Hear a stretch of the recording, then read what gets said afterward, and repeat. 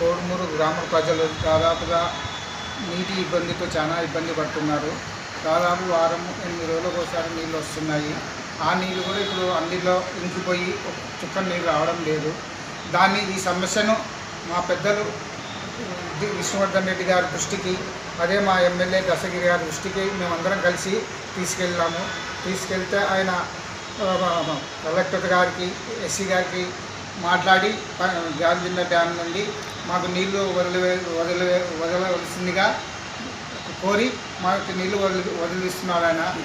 ఈరోజు సాయంత్రం మాకు ఈరోజు రాత్రి రేపు కల్లా మాకు కోడుముకు నీళ్ళు చేస్తాయి. అందుకు ఆయనకు ధన్యవాదాలు తెలుపుకుంటూ ఆయనకు మా ఎమ్మెల్యే గారికి మరియు కలెక్టర్ గారికి, ఎస్సీ గారికి కూడా ధన్యవాదాలు కోడుమూరు ప్రజల తరఫున తెలుపుకుంటున్నాను.